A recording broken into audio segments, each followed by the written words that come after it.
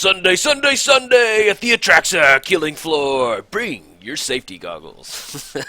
I don't know what you're going to need the safety goggles for. Oh, we got some Abzan partner action. Sounds good to me. As far as the opening hand goes, I don't know why I said it like that. We got Overgrown 2-man Soul Ring and some Mulch action. So yeah, we're going to keep on this one. And Mulch, Mulch, Mulch. I've had this numerous times. Mulch sends all of your lands to your hand, not just one of them. That is a common gameplay mistake from me. So if you've ever watched my videos, that happens. Let's go and shock this in, and then let's add a Soul Ring.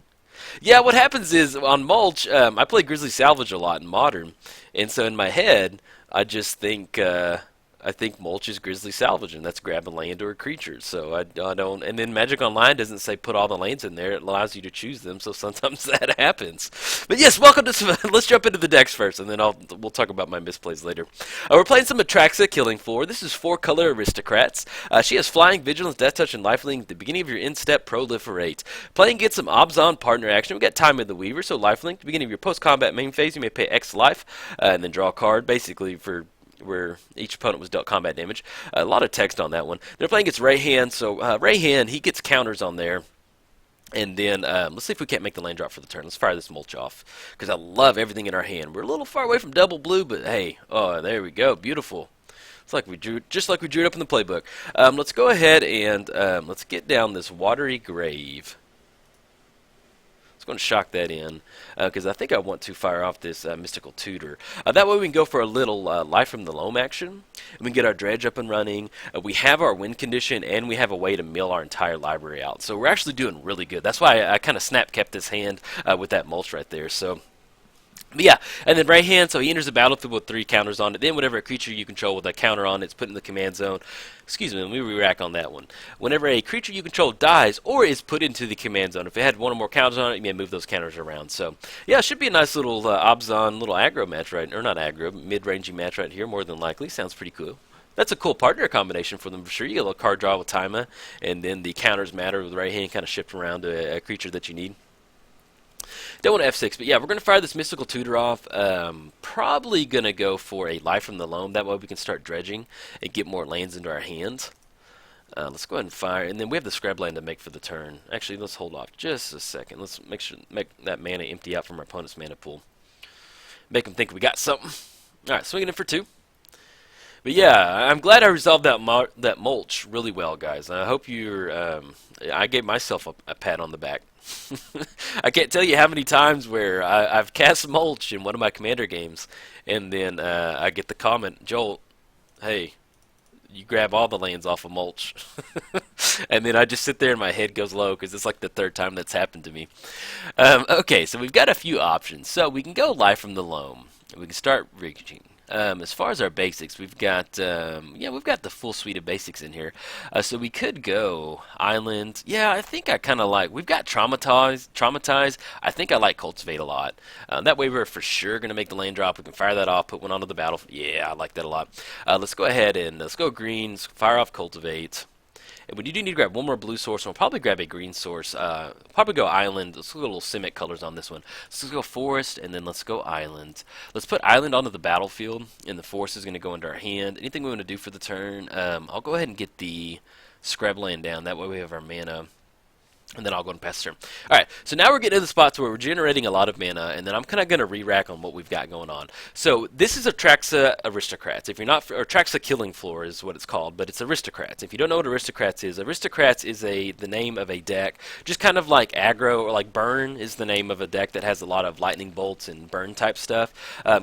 Aristocrats is a deck in which you get a bunch of creatures out there. You have a Blood Artist type effect that says, hey, whenever a creature dies, target player loses 1 life and you gain 1 life.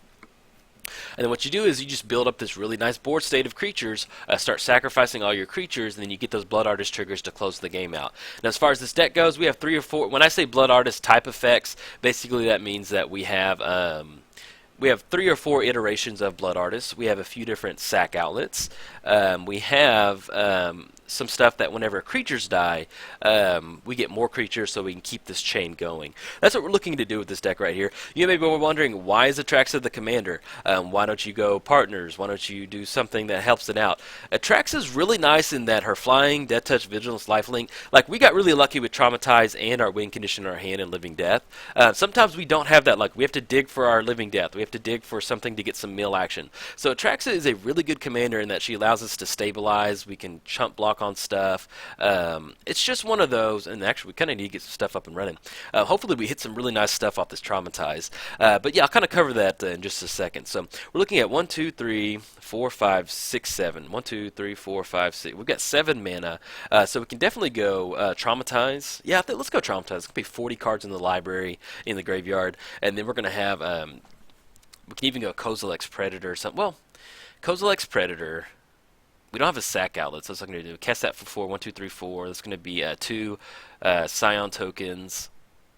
That'll be an extra body out there to kind of block. Yeah, it's better than nothing in the hand. So let's go ahead and get that 3/3 body down if I'm correct. So let's set green at 1, 2. Create 2 0/1s. We'll tap the one right there. That'll be 1, 2. Yeah, that'll be just enough right there. So let's go and tap this scrub land. Just get a little bit of a little extra value. Make it to our opponent's only going to be attacking with those flying creatures over there. And let's go and fire this Traumatize off, targeting us. I don't know why I can't say Traumatize today. Let's go and sack this. Get out of here, Eldrazi Spawn. Get out of here. Alright, yes, and then let's see what we hit. We're just looking for Blood Artist, looking for a sack outlet. Oh, beautiful. I see a sack outlet. I do see 2 Blood Artists. No, I see 1 Blood Artist trigger right now. Pawn of Ulamog, Buried Alive. Yeah, I think we've only got 1 Blood Artist trigger type effect. So, let's kind of see. Let's kind of re-rack on what we got going on. Let's kind of blow this graveyard up a little bit.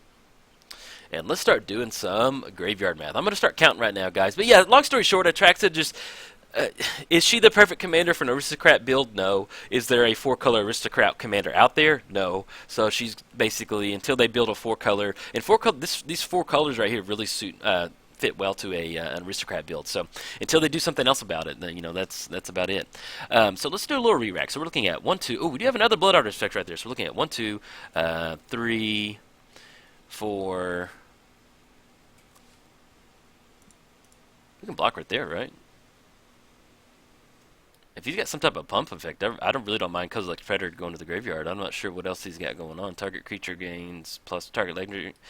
I'm okay with making that exchange. If they go to, especially if he uses the Temple to the Grandfathers, or whatever they got going on. Yeah, Kozilek's Predator in the graveyard is actually exactly where we want him. Okay. Gains indestructible. Oh yeah, indestructible. Okay, cool. All right, so they activated. So, all right, and then we'll kind of re-rack on the math here in a second. So indestructible, so we got Gideon that's going to flip. There we go. Okay.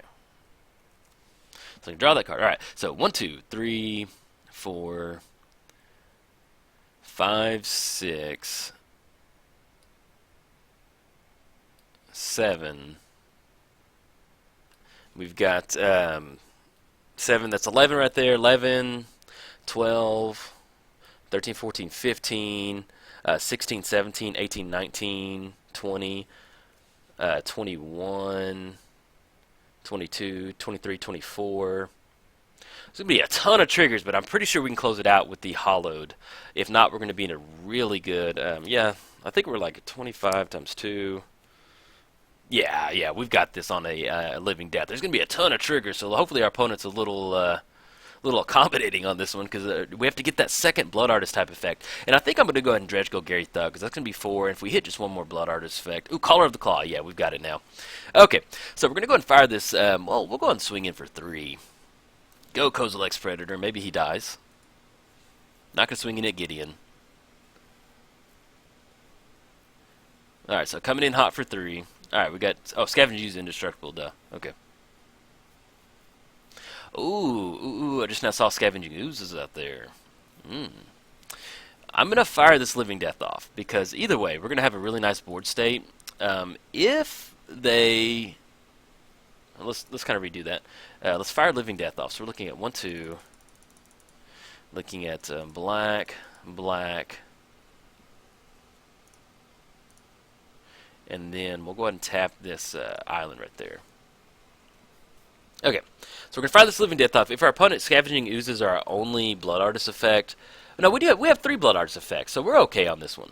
We'll see what they sacrifice. Yeah, we've got Blood Artist, and we've got Falconwrath Noble, and we've got Renegade Doppelganger.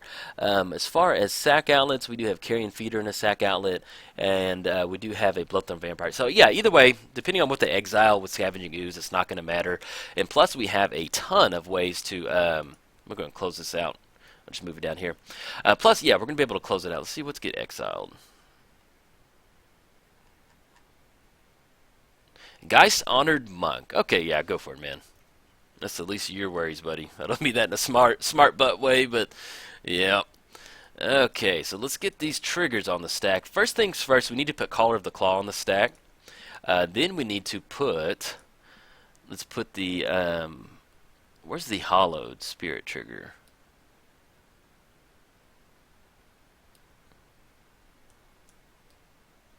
Oh, excuse me. Yeah, that's not trigger really. Okay, so we're going to put Corpse Connoisseur on there. We're going to go Eternal Witness targeting Living Death so we can do it again. That'll go to our hand.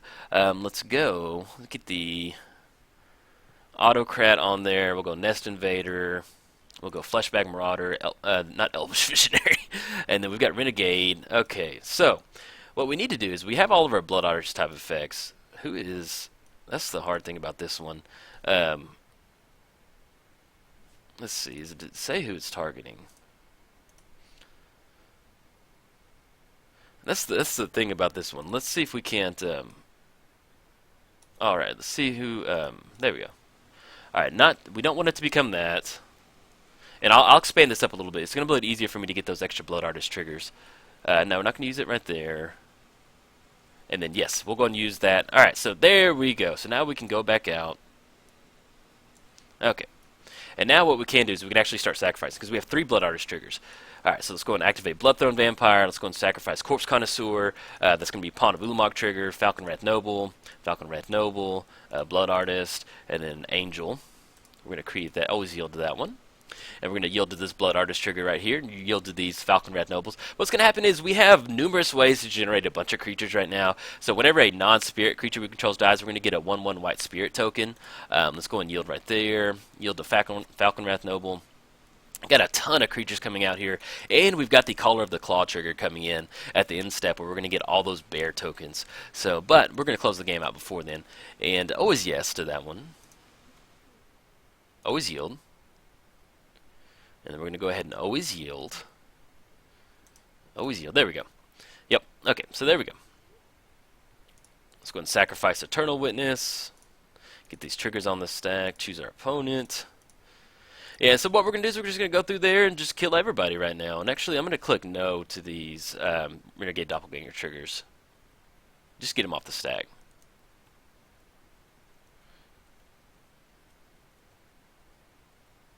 Just clear them out right there. There's a little, I hate seeing so many Renegade Doppelganger triggers on there. Yeah, like when you're playing in paper, you can just say, alright, Renegade trigger for this one. We'll get those Fabricate tokens. We'll do 2 servos. Alright, there we go. Alright, so let's go and activate Bloodthrone. Let's sacrifice the Nest Invader. Falconwrath right there. I think our opponent just scooped it. Yeah, there we go. Yeah, so basically what's going to happen is every creature is going to be sacking for 4 damage. Oh, man, I hate it when that happens. Let's see if we can't go back to replay on that one, kind of get out to the end. Yeah, I don't know where we got that up and running. But basically, yeah, so what we had going on right there was we had enough to close it out because each creature was going to die for 3 triggers, and we were going to gain 3, and our opponent was going to lose 3. Now, let's say that we didn't have enough. Let's say that we didn't have enough triggers to close it out. We had Caller of the Claw on the stack first, so that means we sack all of our creatures, and when we sack all of our creatures, that Caller of the Claw trigger is going to trigger, and that's going to bring that many bear tokens out, and then we can start sacrificing those again. And we had the angel thing, so every creature that sacrificed, we get an angel, and then every pawn trigger is going to double it up right there. So that was a really good opening hand right there. So, but yeah, that's some Atraxa Killing Floor. All right, guys, if you enjoyed it, like, subscribe. Thanks.